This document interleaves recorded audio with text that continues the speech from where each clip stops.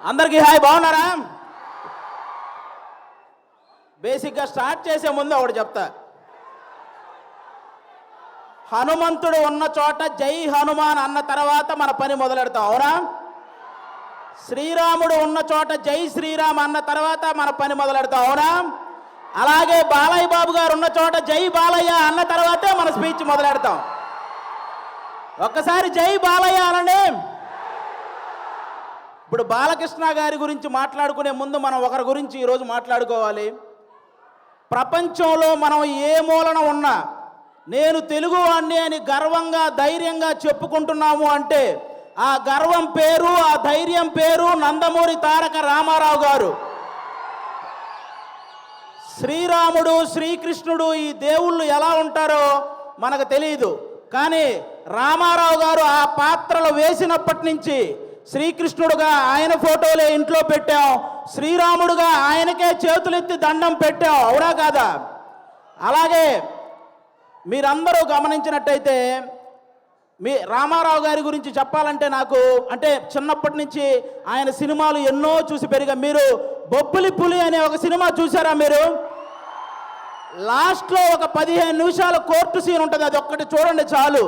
ఆయన గాంభీర్యం, ఆయన బాడీ లాంగ్వేజ్, ఆయన డైలాగు మాడ్యులేషన్, అలాంటి వ్యక్తిని పుట్టిన ప్రతి ఒక్కరూ స్మరించుకోవడం తప్ప మళ్ళీ అలాంటి నటులు, అలాంటి నాయకులు మళ్ళీ పుట్టరు.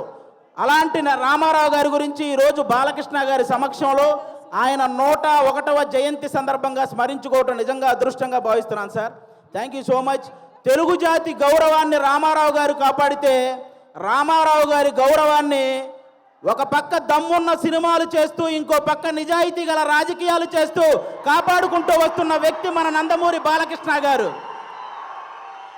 నందమూరి బాలకృష్ణ గారు మీరందరూ గమనించినట్లయితే చాలామంది బాలకృష్ణ గారు ఎవరినో కొట్టారు, బాలకృష్ణ గారు ఎవరినో తిట్టారు అని రాస్తుంటారు. కానీ బాలకృష్ణ గారు కొన్ని వేల మంది పేద ప్రజల బతుకులు నిలబెట్టారు, అది రాయాలి. సినిమాలు, రాజకీయాలు చేయటం పెద్ద విషయం కాదు, కానీ బసవతారకం అనే ఒక క్యాన్సర్ హాస్పిటల్ ద్వారా ఎంతో మంది పేదవాళ్ళకి సహాయం చేయడం అనేది నిజంగా చాలా చాలా పెద్ద విషయం, చాలా గొప్ప విషయం. ఈ సమాజంలో ఎంతమందికి భయం, బాధ్యత ఉన్నాయో నాకు తెలియదు, కానీ బాలకృష్ణ గారితో పనిచేసే ప్రతి ఒక్కరికి ఆ భయం, బాధ్యత రెండూ ఉంటాయి, ఇదైతే షూర్. బాలకృష్ణ గారి సినిమాలు చాలామందికి చాలా ఇష్టం ఉంటాయి, నాకు చాలా సినిమాలు ఇష్టం. అందులో సార్ బొబ్బిలి సింహం అనే ఒక సినిమా సార్, మీరు వైట్ అండ్ వైట్ పంచకట్టుతో నడుచుకుంటూ వస్తుంటే వెనక శ్రీరాముడి శ్లోకం వస్తుంటుంది. మీనా గారు మిమ్మల్ని అలా చూస్తూ ఉండిపోతారు. నాకు తెలిసి రామారావు గారి తర్వాత మళ్ళీ పంచకట్టులో అంత అందంగా ఉండే హీరో మన బాలకృష్ణ గారు. నిజంగా మీరందరూ అదృష్టవంతులు, ఎందుకంటే ఒక జనరేషన్ వాళ్ళు మాకు గుర్తుండిపోయే సినిమాలు కావాలి అని అడిగారు. ఆదిత్య 369, అలాగే భైరవ దీపం ఇలాంటి సినిమాలు మీకు ఇచ్చారు. ఒక జనరేషన్ వాళ్ళు మేము తొడగొట్టే సినిమాలు కావాలని అడిగారు.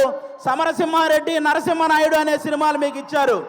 ఒక జనరేషన్ వాళ్ళు మేము కాలర్ ఎగరేసే సినిమాలు కావాలన్నారు, సింహ లాంటి సినిమా మీకు ఇచ్చారు. ఇంకొక జనరేషన్ వాళ్ళు మేము మీసం తిప్పే సినిమా కావాలన్నారు, లెజెండు, అఖండ, భగవంత్ కేసరి ఇలాంటి సినిమాలు మీ అందరికీ ఇచ్చారు. జనరేషన్లో మారిన బాలకృష్ణ గారి ఎనర్జీ ఏంట్రా బాబు అలా ఉందని అడుగుతుంటారు. జనరేషన్లో మారితే మనుషులు మారుతారు, టెక్నాలజీలు మారుతాయి. బాలయ్య బాబు గారి ఎనర్జీ ఎందుకు మారుతురా బ్లడీ ఫూల్ అని చెప్పండి. స్టాక్ మార్కెట్ గ్రాఫ్ అయినా పెరగటం తగ్గటం ఉంటుంది, కానీ ప్రజెంట్ బాలయ్య బాబు గారి మార్కెట్ గ్రాఫ్ పెరగటం తప్ప తగ్గటం లేదు. అటు పక్క సినిమాల్లో అన్స్టాపబుల్, ఓటీటీలో అన్స్టాపబుల్, రాజకీయాల్లో అన్స్టాపబుల్, సేవ చేయడంలో అన్స్టాపబుల్, అనవసరంగా దూరిన వాడిని కొట్టడంలో అన్స్టాపబుల్, అవసరం అని అడిగిన వాడికి పెట్టడంలో అన్స్టాపబుల్. అలాంటి బాలకృష్ణ గారు ఈరోజు మా గ్యాంగ్స్ ఆఫ్ గోదావరి ఈవెంట్కి రావటం నిజంగా మా గ్యాంగ్స్ ఆఫ్ గోదావరి కలెక్షన్లు కూడా అన్స్టాపబుల్గా ఉండాలని మనస్ఫూర్తిగా కోరుకుంటున్నాను. మా సినిమా ఎలా ఉండబోతుంది 10 నిమిషాల్లో క్లోజ్ అయ్యే పబ్బు ముందు జై బాలయ్య అనే స్లోగన్స్ వస్తే ఎంత కిక్ వస్తుందో మా గ్యాంగ్స్ ఆఫ్ గోదావరి సినిమా అంత కిక్కిస్తుంది మీకు. బాలకృష్ణ గారి చేతిలో ఉన్న మైక్ స్టైల్గా అలా ఎగరేసి పట్టుకున్నప్పుడు ఎంత కిక్ వస్తుందో మా గ్యాంగ్స్ ఆఫ్ గోదావరి సినిమా అంత కిక్ వస్తుంది. బాలకృష్ణ గారు ఇంట్రెస్టింగ్గా మాట్లాడుతున్నప్పుడు మధ్యలో ఫోన్ వస్తే ఆ ఫోన్ తీసి స్టైల్గా ఇసిరేసినప్పుడు ఎంత కిక్ వస్తుందో మా గ్యాంగ్స్ ఆఫ్ గోదావరి సినిమా అంత కిక్ వస్తుంది. పద్ధతిగా ఫోటో దిగాల్సినోడు ఫోన్ తెచ్చి మొహాన పెట్టినప్పుడు బాలకృష్ణ గారు అలా తడితే మీకు ఎంత కిక్ వస్తుందో మా గ్యాంగ్స్ ఆఫ్ గోదావరి సినిమా అంత కిక్ వస్తుంది.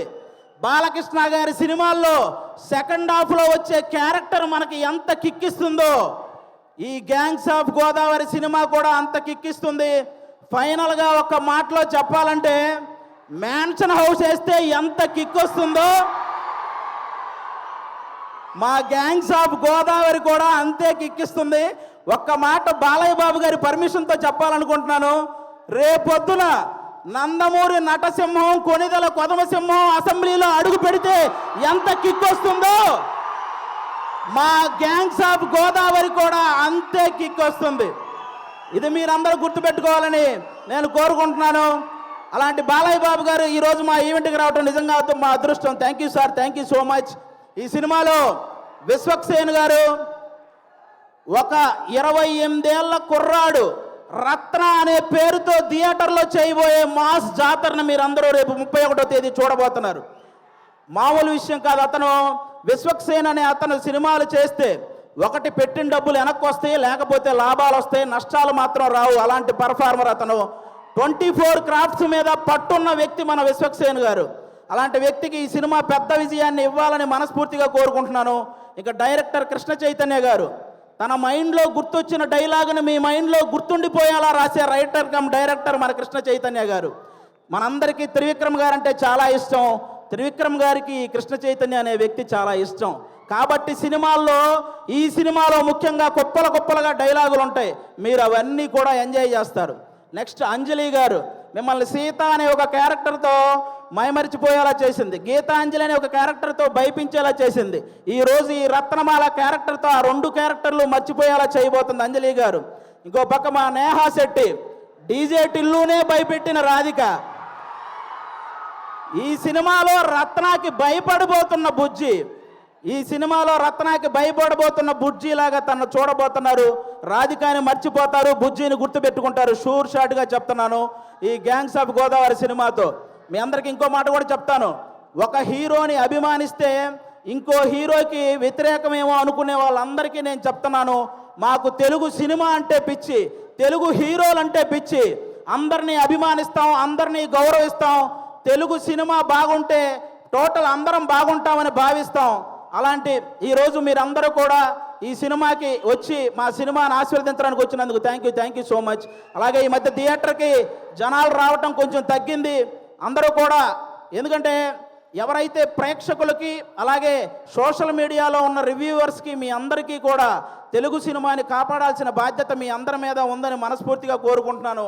ప్రొడ్యూసర్స్ని దృష్టిలో పెట్టుకొని రివ్యూలు రాయాలని కోరుకుంటున్నాను. ఎందుకంటే ఒక సినిమా పోతే ఇంకో సినిమా చేయడానికి హీరో అనేవాడు మనోధైర్యం తెచ్చుకుంటే చాలు, కానీ ప్రొడ్యూసర్ అనేవాడు మనోధైర్యంతో పాటు మనీ కూడా తెచ్చుకోవాలి. కాబట్టి ఆయన గురించి ఆలోచించి ఈసారి రివ్యూలన్నీ రాయాలని, తెలుగు సినిమాని బ్రతికించాలని మనస్ఫూర్తిగా కోరుకుంటున్నాను. Once again thank you sir. Balakrishna గారు, సింహం ఆ టైంకి మిగిలి ఉన్న జంతువులన్నింటినీ వేటాడేస్తుంది. బాలకృష్ణ గారు ఆ టైంకి ఉన్న రికార్డులన్నింటినీ వేటాడేస్తూ ఉంటారు. అది బాలకృష్ణ గారు. Thank you so much. జై తెలుగు సినిమా. Thank you. అది ఒక డైలాగ్ కూడా చెప్పేరాదు బాలయ్య బాబు గారి డైలాగా? ఓటీటీ అయినా సినిమా అయినా పొలిటికల్ అయినా నాన్ పొలిటికల్ అయినా ఆయన దిగనంత వరకే. Once he step in, history repeats.